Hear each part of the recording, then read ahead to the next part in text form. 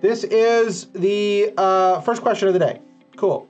I am new to Shopify dropshipping. How can I increase my sightseeing and selling? Okay. This is a very generic question, but I will do my best to answer it. So, great. Okay, you're new to Shopify. I'm going to assume that you're new to e-commerce in general. Cool. And I'm going to compare e-commerce to traditional selling so that we can actually have a conversation about both. Traditional selling, we all know it. Someone has a store, great. It's on a street. They've got a parking lot. People drive by. The store's got a sign. It's got some stuff in the window. Awesome. It's got a physical footprint in the community somewhere. And that is worth a lot. And obviously you're going to have to pay a lease or rent or something to actually make that happen. But we're going to get a whole bunch of value out of that.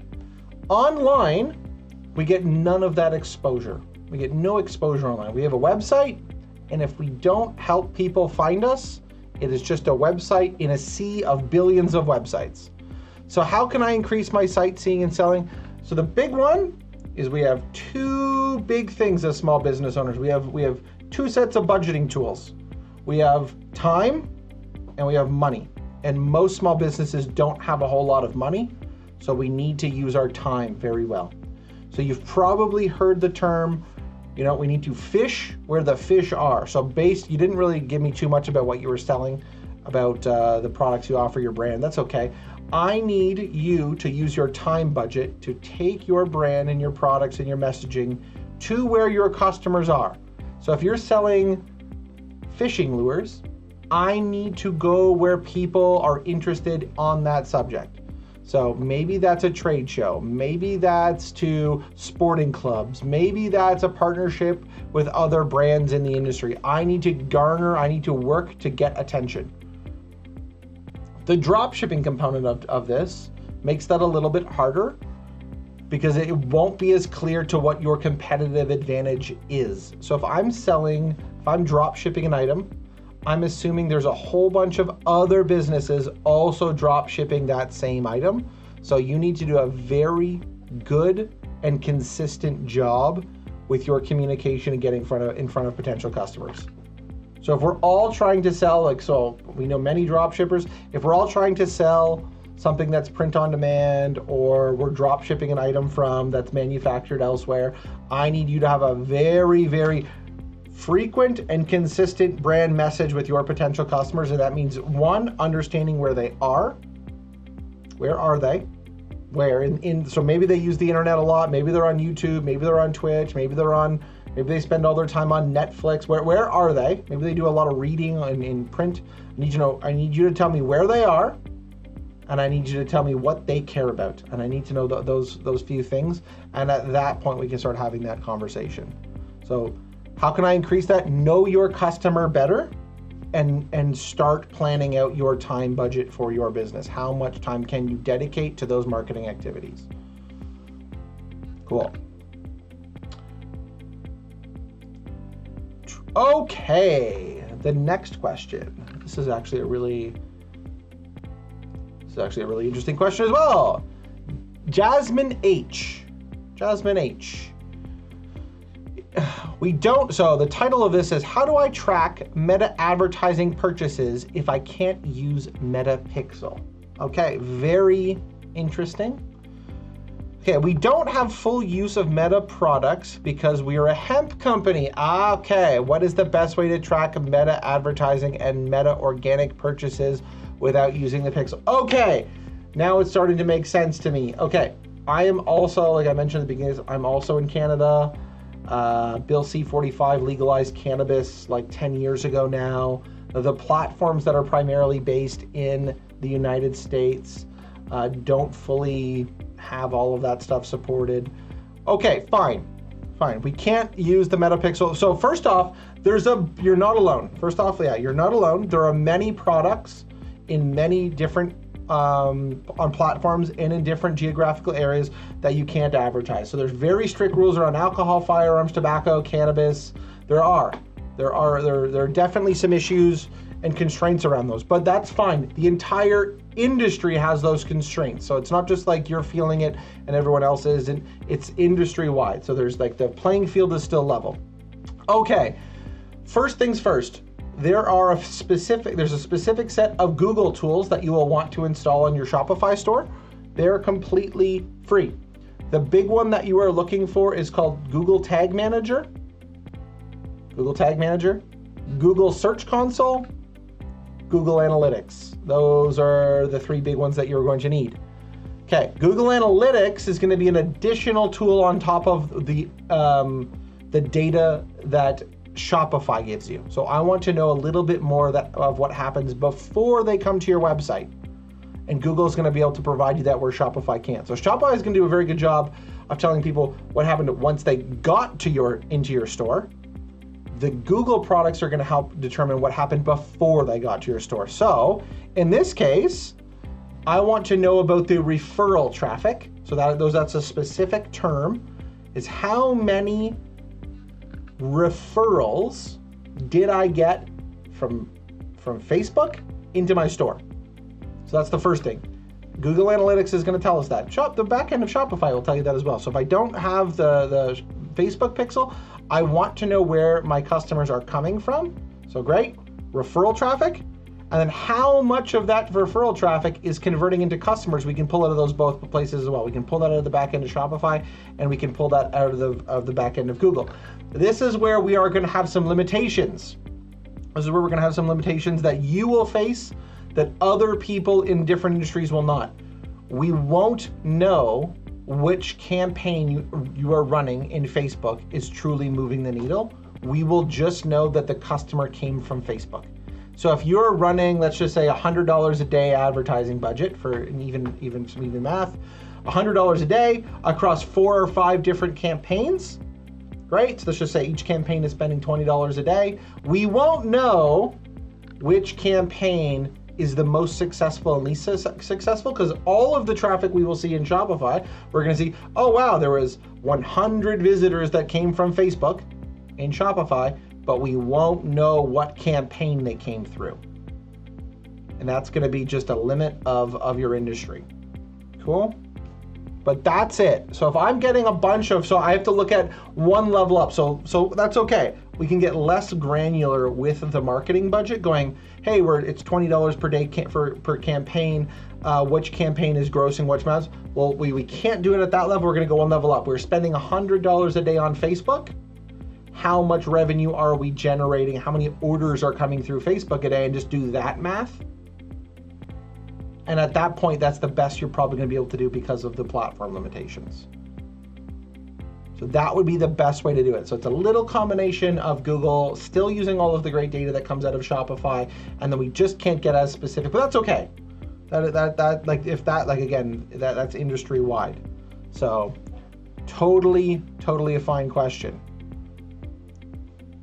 Hopefully that makes sense to you. Right on. Okay, next one. Okay, questions coming from Madame Pamita. Sorry, I'm gonna butcher your name. I'm gonna try. Madame, nice to meet you. Thanks for sharing a question. The question is, where do I begin as an only moderately techie person? That's okay. Being an only moderately techie is fine. I am moderately techie, but I don't even know where to begin with this, and I don't have a lot of time to dedicate this. I would love to just know what's working and where my time spent should be most of it. Okay, so here there's two big things here. Two big things here. Shopify is going to allow you to not be very techie and have an online store. Cool. They perfect. Out of the box, you can buy a theme, you can upload some product information and put some pricing in, get your taxes and stuff worked out, do all of that stuff, and great, you can be online fairly quickly. Awesome. I need you to have business skills. You are going to be running a business.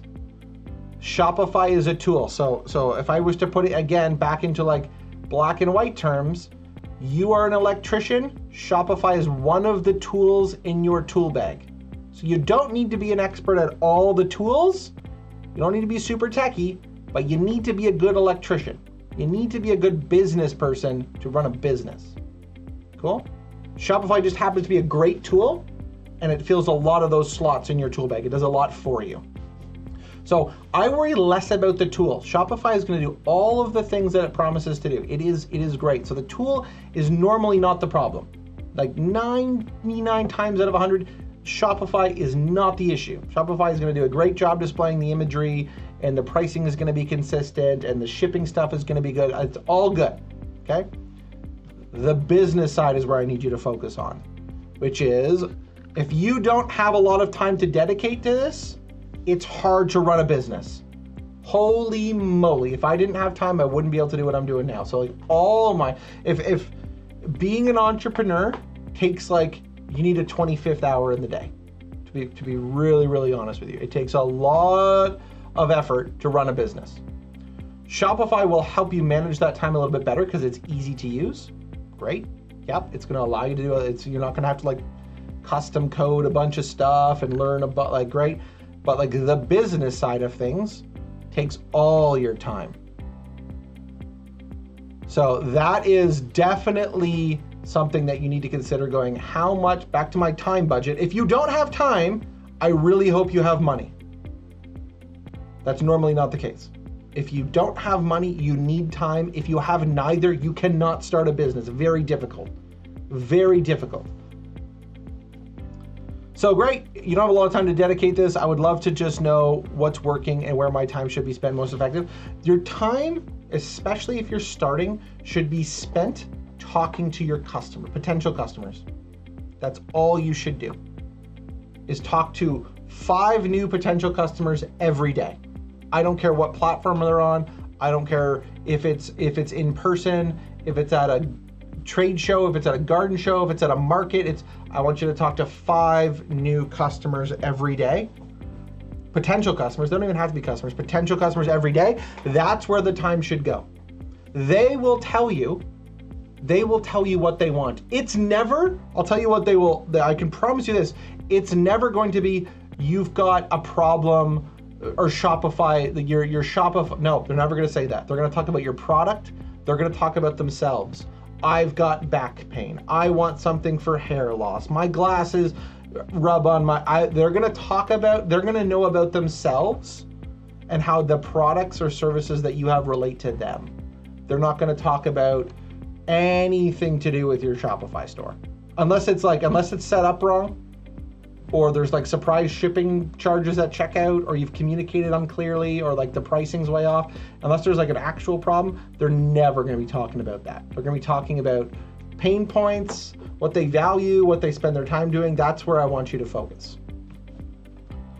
So if you don't have time to talk to 5 potential new customers every day, or in an aggregate, so going to a local event once a week, talking to people in your community, connecting with other business owners, go in, like if you're not good at social media, it's gonna be really, really, really difficult.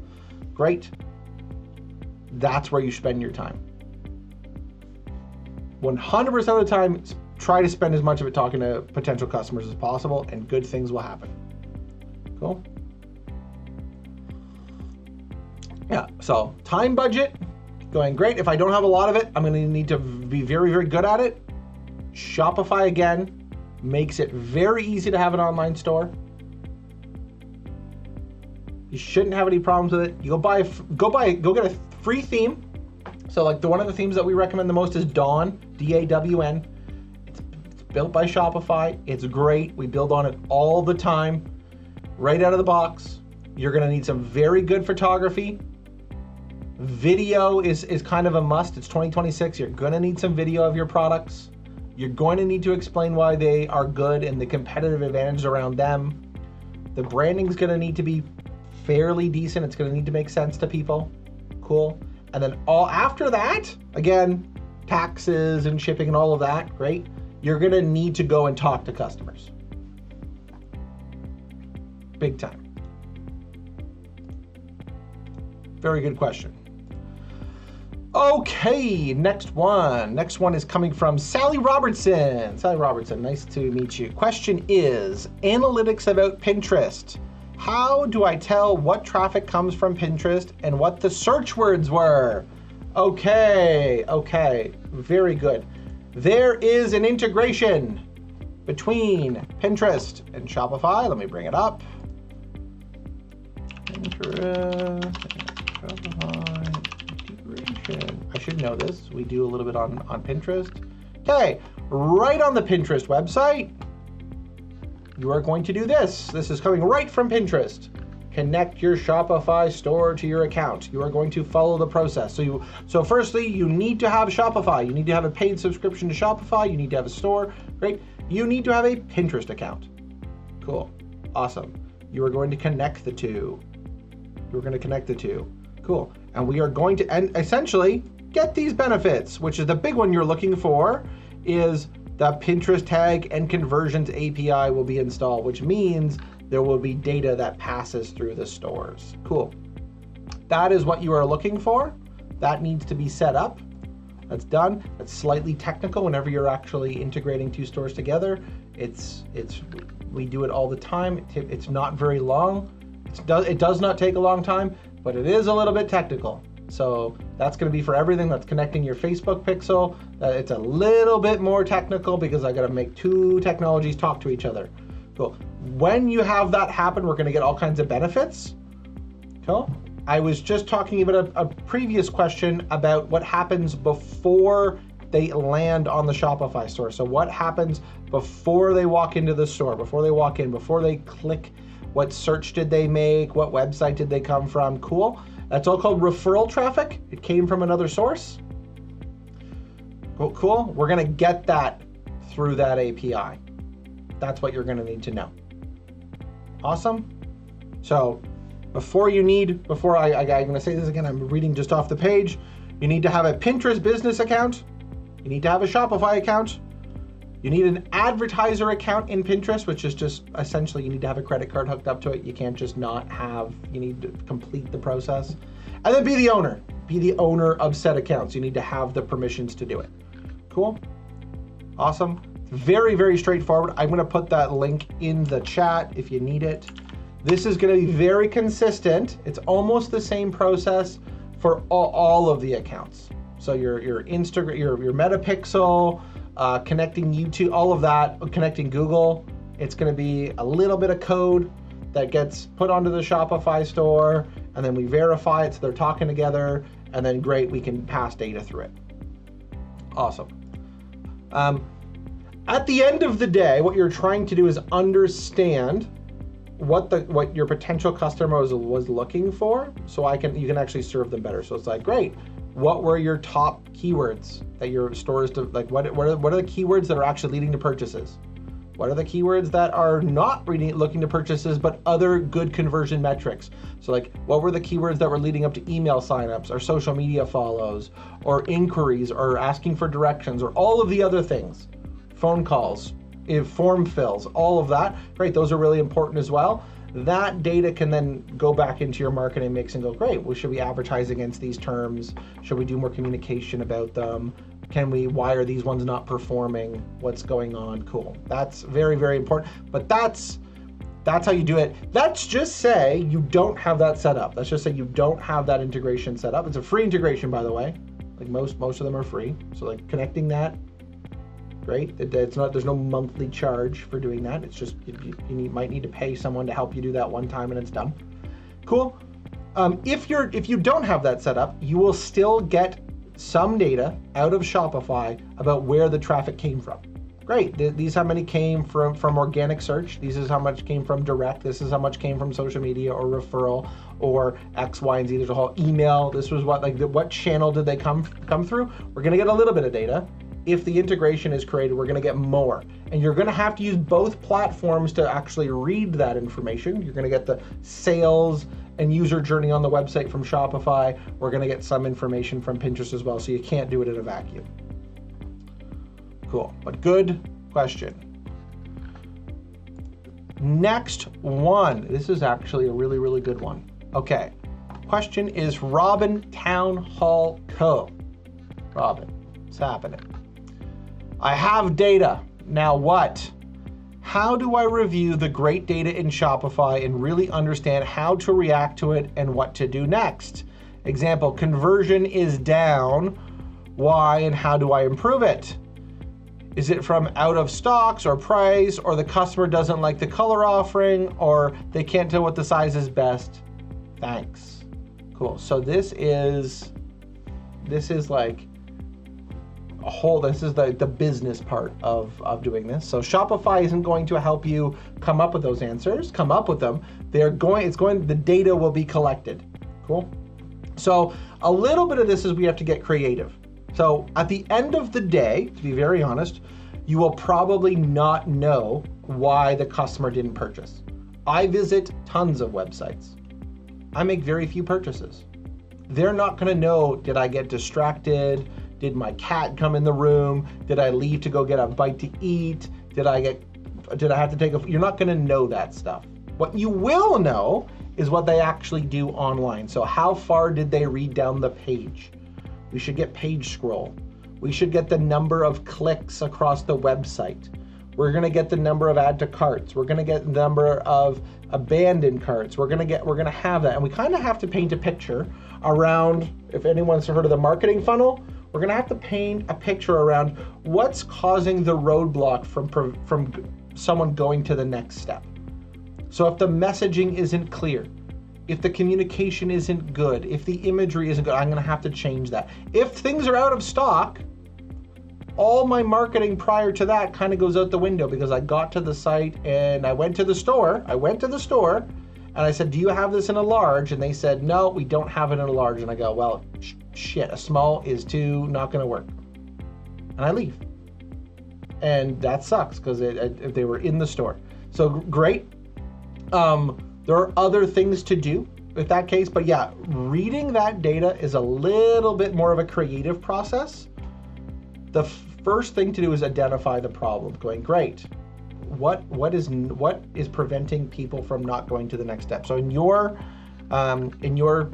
question, conversion's down. So the problem is we had good conversion 1 month or one period of time, and the conversion is down the next month. So great, this happens all the time.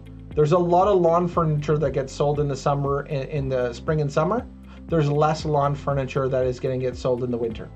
So is conversion down because of seasonality? Yes or no? Is conversion down because we ran a sale last month that was really strong? We don't have the same sale this month. Yes or no? Is conversion down because we did a whole bunch of marketing activities that led to us a whole bunch of traffic? Yes or no? Did we make any changes to the product pages or reorganize things? Out of stock, so that's it. So not every bit of traffic can just be like, okay, here's the problem, fix it. I love those, but it's a little bit more nebulous than conversions down, that's the issue, fix it. Over time, so if we actually get the seasonality out of the way, where we can see, hey, yeah, our summer months are 50% better than our winter months because we sell lawn furniture, we can kind of bake that into our analysis. But normally we're trying to say, there were this many people that came to the website every month, 1,000 people came to the website. Of that 1,000 people, some percentage of those viewed a product, cool. Some percentage of those read the whole page or spent time on that page. They didn't just view it for a second and leave. Some percentage of those people that actually were looking at that page added it to cart. Some percentage of those people added more things to cart or didn't, and liked the shipping. Some percent of those people didn't check out or did check out. And those are stacked percentages. So at the end of the day, most stores are operating between 1 and 2% conversion. The good stores are 3+. A good store, like a high performing store, has a 3% conversion rate. There are better, but on aggregate, 3% conversion, which means every 100 people that come to the store, 3 people buy. Cool. More likely it's 1.2, which is a lot. Which is again, that there's this, it's a lot of work to get 100 people on the store already to sell essentially one order. Cool. So the more we can reduce those barriers, so it's understanding where the barriers are. The data is the first thing, is collecting it, starting to read it, and then you're gonna have to start playing around with okay, great. If they don't like the color, we don't know that they don't like the color. We will see if they were looking at your color options, but we actually won't be able to firmly say, well, they didn't like the blue one. We have no idea why they stopped why they left the website. It could be because of the color. It could be because they got distracted. It could be because the cat knocked over the coffee cup. It could be because it's time to take the kids to soccer. Anything could have gotten in the way, and it might not have anything to do with the color blue. Cool. So like jumping to the conclusions is like, if they don't like our blue, I have to be very, very honest. If they don't like my red sweater, there's nothing I can do about it. That's the red sweater I make. I make the red sweaters. My goal as a company is to find people that like the red sweaters, not the people that like the blue sweaters and then completely offer a new product and chase that shiny object going, now I'm making blue sweaters and green sweaters and yellow sweaters. Nope, I'm gonna find the people that I can identify with that value my business and my product, because there's a lot of them out there. Cool. The next question. Okay, this is an interesting one. How to use AI to help with marketing analytics. Is Sidekick reliable? Hawk Ridge FC. See my title, mainly I'm interested in how to use AI to help. Okay, cool. Fairly straightforward. Yeah, you definitely can use AI to help with this. So like, great, we pull some information out of the Shopify analytics. And so like, the first thing that you could absolutely do is just like prime the AI. So you boot up Copilot or AI of choice. Pick an AI of choice, you Grok, pick one, and you go, hey Grok, my store is www.mystoreurl.com, and cool. My concurrent conversion rate, and you give it a whole list of things. My current conversion rate is 3% and X and Y and Z. Can you come up with some way, and you can like absolutely give it a nice big prompt and work that all the way through. And again, it's AI. It's gonna be confidently incorrect. It's gonna have some points, it's gonna have not some points. There's not gonna be a whole lot of automation around it. We're not gonna like give it a data set to work with. You're not gonna do that. You're not gonna export a file out of your Shopify with customer information and give it that. No, you won't. I'm gonna go and I'm gonna ask it to do an analysis of, hey, we get a whole bunch of people to shipping. Can you give me some advice? Cool. You can absolutely get it to do that. I would just say grain of salt, it's often wrong. I've made the AI overview in Google. Oh my God, sometimes I love it, sometimes I hate it. It's like 50-50, flip a coin. 50% is not good with whether right or wrong. I want like high certainty. So if you want to keep that in mind, great. You can definitely do that. You probably won't have enough stored data to really make that needle move. Like normally AI relies on a whole whack ton of data. Like the whole thing is LLM, large language model, lots. But again, it's not like terrible. If you want to go get a little bit from it and get some advice and have some feedback on it, be my guest. You could definitely ask it like, what's a store that's performing better in my category and why do you think it's performing? Like, yeah, great. You can ask it all kinds of questions. You, as the business owner, are going to need to actually verify all of that information. We don't use AI for that at all, like 0%, because it's too unreliable for what it's doing. But again, play around with it, get comfortable with it. It's not going to like hurt you if you're applying a critical eye to it. But like I would just say that it is confidently incorrect often. So. Sidekick, I don't have a horse in that race. Pick the AI you like. It doesn't matter to me. They're all, you can use ChatGPT or Claude or Copilot or Grok. Yeah, and it would be a good idea to give the same prompt to 3 different ones and see what comes out. Just like if you were to talk to us and another agency and get 3 different perspectives, that helps. Cool. Lemmy, what's up? Lemmy's in chat. Lemmy, you're always around, buddy. Good for you. Growing out the beard if you haven't noticed. Next question. Let this load in. Cool. Okay. Questions coming from, whoa, I'm not even gonna try to pronounce that name. Tamira Mood Kokar. Okay, sure. I tried. I don't know where the, cool. It's nice to meet you. Question, performance issues on my gaming merch store after adding analytics scripts. Could this affect site speed? Hi everyone, I run a small Shopify store where I sell gaming-related merch, posters, mousepads, etc. And I recently started adding more marketing analytics tools to track user behavior. Since then, I've noticed my site feels a bit slower, especially on the product pages with lots of images. Ooh, so that's... I'm wondering if these extra tracking scripts, like analytics and marketing pixels, could actually be impacting performance for visitors, especially mobile users who might be browsing gaming items. Has anyone experienced site slowdown after adding multiple apps or tracking tools? Any advice on optimizing without losing data would be really helpful. Okay, first off, when you add code to a website, it does get slower. Fact, if I make the user download, render more information on any browser, the site speed will be impacted. Every little bit matters. Okay, so you will have additional scripts and code to run with more marketing tools. So it's called bloat. If I have too many things running, it will impact site performance, 100%. It's the same thing as adding more photos. If I have more photos, that is more information to load.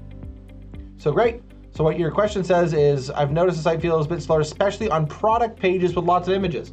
Great. So one, I would double check to make sure your images aren't like 10 megabytes large and they're actually formatted for web. I would run a Google Lighthouse through it. So if anyone's familiar with Google Lighthouse, this is like the free, cheap, and easy tool to use. Let's see if I can actually do this. Yeah, we're gonna do this. We'll actually show how this works. Cool. I'm gonna show. Great. I'm on Shopify's page. You can do this on your own website. So you go to your website of choosing on a Google Chrome browser. Right? Google Chrome browser, pick a website.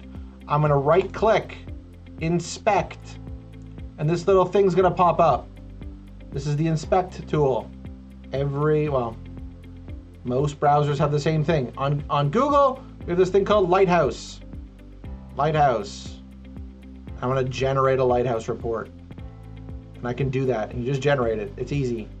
And you can run it, and that's it. Multiple tabs are being controlled by the same, yeah. So great, it's not gonna allow me to run that right now. And it's gonna talk about performance, accessibility, best practices, and SEO. And I can do that on either mobile or desktop, and I could, yes, and it will run. And it'll be very, very easy. So you run it, you should try it, and it'll tell you if your site's slow. It'll give you some areas to improve. It's fairly easy, it's free. Is it perfect? No, but it's a free tool that is small business friendly. There's gonna be some information on here that's gonna be way too technical for you, where you're like, oh my goodness, the JavaScript is not loading well, or there's like some liquid code that's causing some stuff. I want you to focus on the things that you can focus on. And if the site speed is absolutely terrible, then great, you're gonna have to work on that. So great. So yeah, that is a Lighthouse report. Very good free tool. Use it. Awesome. There's additional tools that are already in your Shopify store around page speed. So if your page speed isn't good, I would have a friend. Get them to load it on their device. See how clunky it is. It could be really bad, or you could be completely down the rabbit hole, one or the other.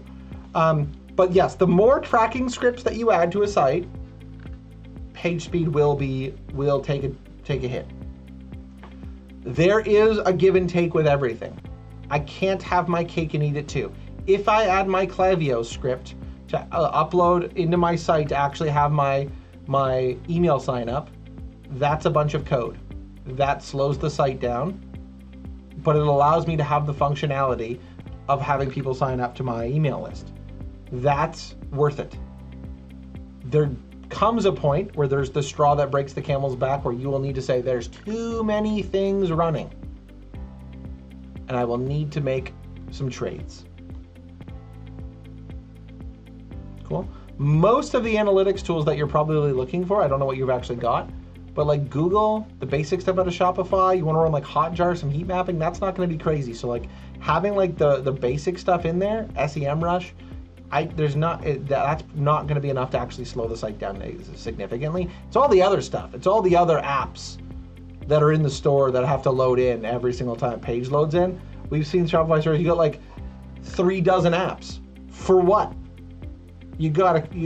Great. If you had a physical store, you wouldn't have that many things running. So yes,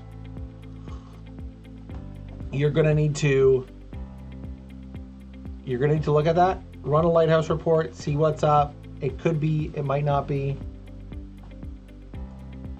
Take it one step at a time. Next question, Sam Fitzha. Gaining sales. Hello, I have had my Shopify store for about 2 weeks now. I've had 199 people visit my site from the marketing I've done on Facebook, Instagram, and TikTok. No one has purchased any product. I have no money to do paid advertising, and I'm not that good at video editing. What is the best route to go to do this on my own until I have funds to do paid advertising? Also, I'm set up on Google Merchant Center, and I've been for 5 days, and it still says couldn't fetch. What could be the reason for that? Well, that is a good question. I have no idea for that. I don't have enough information for that question. Okay, first things first. Congratulations, you had a store for 2 weeks. Awesome. If you are, this is going to be general information for anyone. If you are not good at social media and you are not good at video editing, don't bother.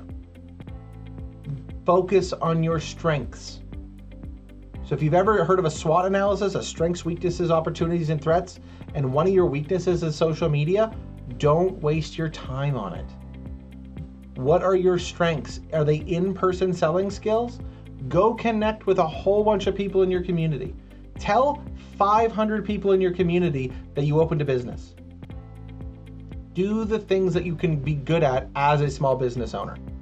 Okay, great. There's 199 people at your site. It's a brand new store. I'm not surprised you don't have a bunch of sales. That's totally normal. The business is nowhere close to being mature, and people are probably able to smell that out. I have no idea what your photography looks like. I don't know any of the supporting information. I don't know how competitive your pricing is. There's a whole bunch of factors that go into that. On top of the fact, we've all done it, when you are browsing Facebook, Instagram, or TikTok, people make all kinds of clicks that they don't actually intend to make, where it's like, oh, I was trying to scroll, but I clicked it and now I'm here and I go back right away. That's called a bounce. I would look at how high your bounce rate is. It's probably high. So I want you to go, great, I'm on Facebook or Instagram or TikTok. I want you to take your business, your product, to where people are in a way that you can do that effectively. If you can't effectively do it through social media, don't do social media. Do the marketing activities that you know how to do and you can do. Meta will always take your money. So if you're not doing it effectively, I'd rather you go to the casino than just give Facebook all of your money, because you'll get a better result. Because at least you'll have fun at the casino. Meta will just take your money. Regardless if the targeting is good, regardless if the website is performing, it will bill the card. Okay? So don't do the things that you are not good at. Straight up. It's either you can go and learn and become better, or you can focus on your strengths. Cool. I'm good with numbers. I still don't do our taxes. I hire a professional to do our taxes. I don't do my own dentistry, even though I brush my teeth every day. I go and find a professional to do the thing really, really well. Advertising is literally throwing money at a problem. It needs to be done professionally. If you are not good at social media and doing the organic bit, you need to find someone that you can trust that's affordable that will actually help you. That's the end of it, if you're not good at it. So yeah, great. You're being a good business owner is delegating the things that you're not good at, and then focusing on what you are good at. So great, go and take your product to somewhere where people will actually enjoy it in the real. Cool. And then set up on Merchant Center, it's been 5 days, still says it can't fetch. I have no idea what be causing that problem. I need way more information for that. Google Merchant Center allows your products to appear on Google Shopping. Great. There's all kinds of reasons, whether you don't have GTINs on your product. There's tons and tons of reasons there. So I can't even come close to diving into that. It's a great tool. I recommend having a Google Merchant Center set up for your Shopify store if your products fit that model. 100%. Great tool. We do a lot with Google Shopping ads. That problem definitely needs to get sorted out. If you're not tech savvy enough to do that, you're probably gonna need some help. Next, if you have no money to do paid advertising, no money, I'm expecting you to have a bunch of time. If you do not have time or money, do not start a business. If you don't have any resources, very difficult. You need to either have time or money. So no money for paid ads, no money for things like that. Cool. I need you to actually have a boots on the ground strategy. Shopify, again, is a tool.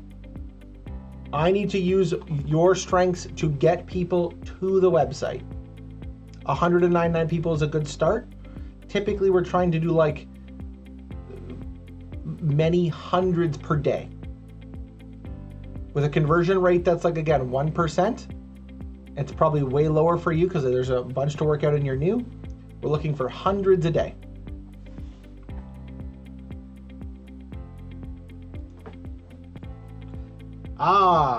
There's an interesting question. Look at this. Someone is following along and doing questions real time. Right on. ARCs. Investing time and money on marketing. Okay. You mentioned about time and money. What would it look like if you were to put it on a 4-quadrant chart? How does the frequency play into the investment? Thanks. Okay. Very cool. Very cool. This is the age-old problem. Age-old problem. Got time and money. People, consumers buy products from companies they know, like, and trust. Know, like, and trust. Those 3 things. In order to buy from you, they must know you. I can't buy from you unless I am aware that you exist, and I need to like you. Must like. The product photography needs to look good.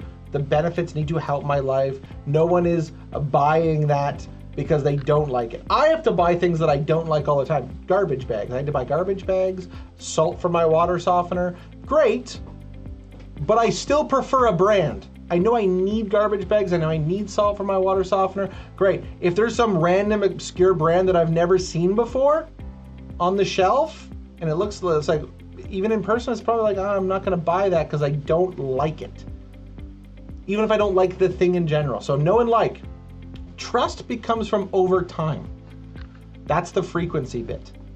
I'm seeing that brand again. I'm hearing about that brand from my friends. I've had a good experience about it in the past. It does what it says. It's making that brand promise and it's living up to it. The garbage bags don't rip. All of that, I will buy again. So those 3 things need to happen with time and money. So great, the product packaging needs to look good. It needs to feel good. The unboxing experience needs to be not terrible. The frequency, so like there's some data out recently. I think it's like 11 touch points now. People need 11 touch points before they make a purchase. 11 touch points. That's like 11 separate social media interactions. Or one from a friend and a family and a social media and a this and a that. It's like, great, and now I'm finally gonna make that online purchase. In store, it's way easier because they can touch, taste, feel, smell the product. Online, they need way more. And there's way more stuff online. So like there's way more people that are offering drop shipping often. Like everything needs to actually look well. So time and money, what would it look like if you were to put that on a 4-quadrant chart? How does the frequency play into the investment? This frequency plays into, I need to know about you first. So like, great, I need 1 touch point there, and then I need to consistently see you doing that over and over and over again. So great, if you had money, let's do the money one first because that one's easy. If I had money, we do retargeting ads, meaning, great, I got you onto the store once, and now that ad is gonna follow, that brand is going to follow you around the internet wherever you go for a while. Right, so you were looking at golf balls or you were doing something, and now you're going to start seeing ads follow you around, whether you're on social media or there's a different website, or you're going to get something great and it's going to follow you around, and it's going to be constantly reminding you about value X or value Y. Cool, that's going to follow you around. If I don't have money for retargeting, I'm going to need to do something organic, going, oh wow, I saw that a consultant at three different trade shows, or they've been at 3 different Chamber of Commerce events, or wow, they got brought up in my network, or I'm seeing them on my LinkedIn account. Like you're going to need that frequency, whether you're spending money or time doing it. Ideally both. So it's like frequency and consistency. So like the frequency, this is the big difference. Frequency and consistency. I can brush my teeth 365 times in one day. And on day 30, my teeth will fall out. Or I can brush my teeth 365 times once per day consistently for a year. So I've still brushed my teeth the same number of times. The frequency and the consistency are better on option 2. So I don't need 4,000 social media posts on day 1. I need 1 or 2, 3 or 4 a week forever. The big brands do this very well. They put their logo on center ice, so every single time you watch the hockey game, you see it. Over and over and over and over, and you got brand exposure consistently over time. On top of the ads, on top of the stuff at the store, on top of everything else, the consistency and frequency they are trying to achieve. At no point are they going to be able to measure the ROI, how many people decided to buy because they put their logo at center ice. It will be very difficult for them to say, I'm buying the shaving cream because the shaving cream ad was on center ice. Very difficult. They know I need to be top of mind when the customer goes to the store. That's what they understand. They've got the money to do that. A small business can't afford center ice, so they're gonna have to use different tools. And that's the consistency and frequency you have to play with in terms of the industry or in the products you sell. I need to go where the fishermen are if I'm selling lures. I need to go talk about it. If I'm making food, I need to go talk to people where they eat. How do I get my, I have to go and actually do the business part. Shopify is gonna be the tool, but I still need to be a good business owner. So hopefully I answered that. Gaining sales. Back to Sam. Sam's lining me up today. Gaining sales, hello. Actually I just did this one. Whoops, daisies. I just did this one. Let me refresh my page.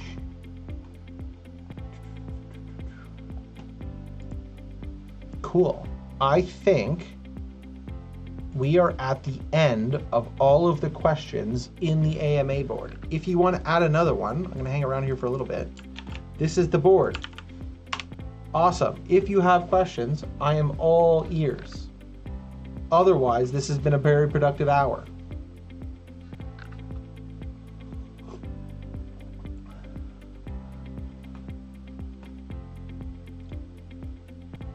Lovely. I think that's all of them. We will see. Hang out a little bit more. Check the chat. Yeah, if you want to connect with me outside of this, let me know. I'll throw you my email. If you want to do something private, that's totally fine, totally acceptable. If you want to if you have a general question or you want to actually have that on the stream here, I'm happy to do that as well. The more information you give me, the easier it is for me to actually answer your question. I'm trying to do things in a way that makes sense for the most people.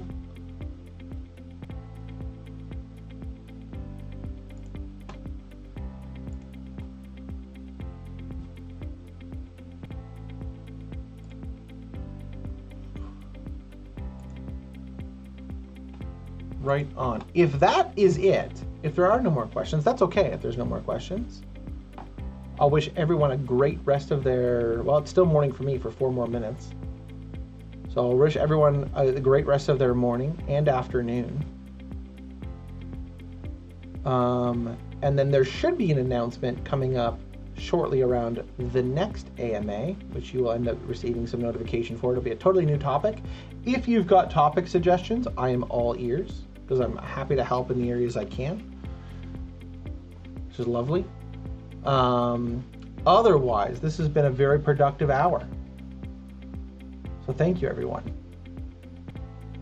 I think we can probably shut it down if there is no more questions. That's totally fine. Lovely. Love the idea of topics. Absolutely. Yep. Topic suggestion. If you've got topics that you want to talk about, absolutely all ears. We can I'd love to field some suggestions there. The emails that you receive from Shopify, if you've got any kind of feedback for them, Shopify has always been great for that. So like they've got some great community managers. You should definitely have connect with someone on the inside of Shopify. They are always great to work with. The resources in the community forums are fantastic. If you haven't fully checked out the Shopify forums, they're an amazing resource. We've got a bunch of stuff in there. There's a whole bunch of other creators that have stuff in there. It's really, really, really good.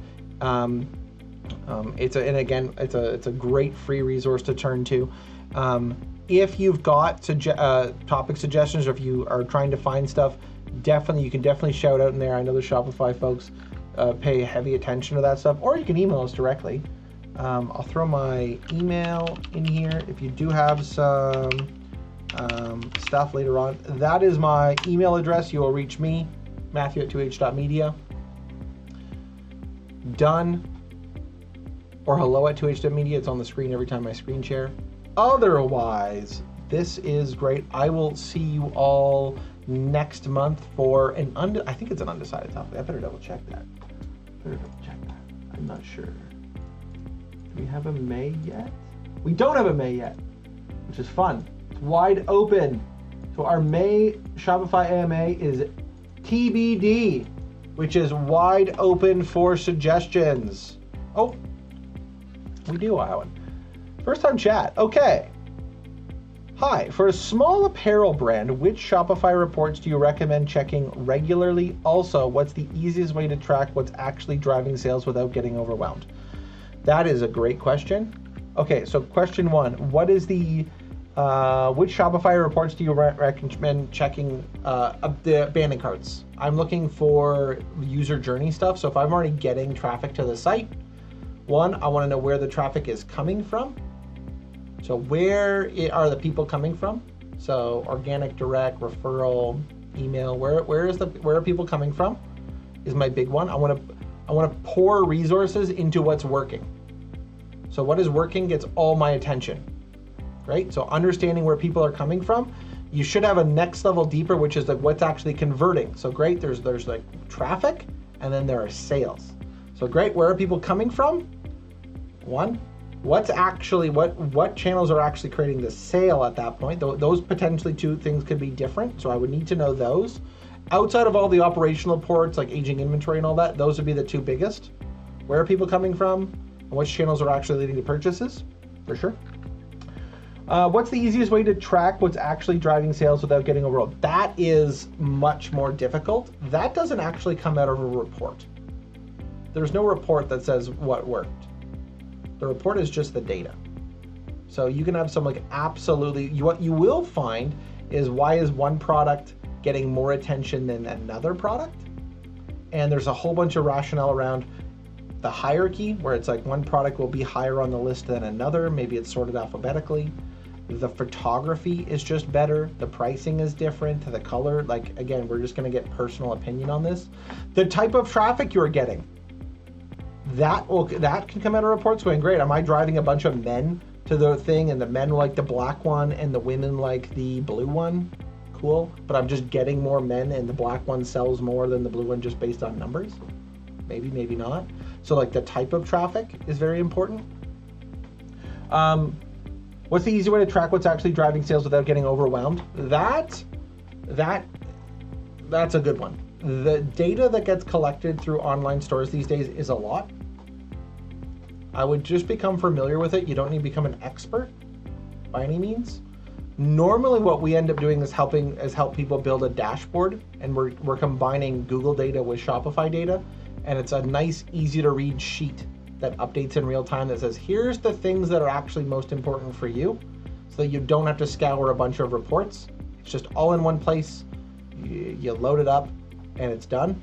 It's a tool through Google called Looker Studio. They just renamed it, so it's a new name. I think it's just called Looker now.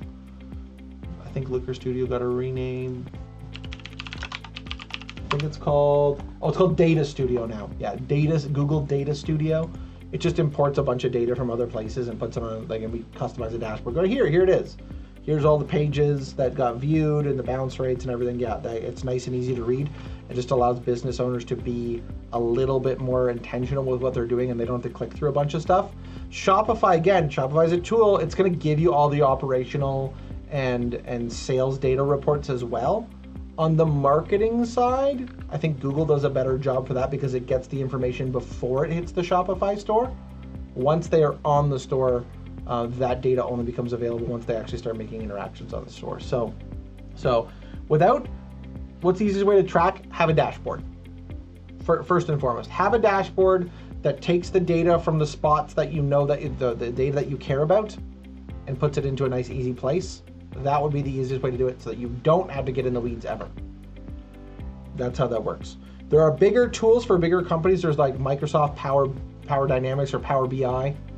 There are many other, SAP's got a bunch of reporting tools. The one that's very friendly for small business is called Data Studio, or formerly Looker Studio. It's from Google. It's free. And essentially it requires just some connections between all of the different data sources like Shopify or Merchant Center or Analytics, and it brings it into a nice dashboard. That's going to be the easiest thing. That gets set up, and then you can actually interpret the data very quickly. Cool, but very good question. I'm going to pause there. Hour and 4 minutes. It was really good. That was a really good, that's a very good question. I can show you that. I can't show any of that data on the screen. I can't share that publicly. I'd happy to give you a tour of what that actually looks like. If you want to send me an email, I can actually show you that. I just can't do that in a public setting because that's like live information. I can definitely walk you through what that looks like. Happy to do that. There's no cost to that. I'll just, it's a good thing you should know about. Connect with me. Happy to do that for you. Otherwise, let's pause there. I will see everyone next month. For a topic yet to be determined. I'll see you soon.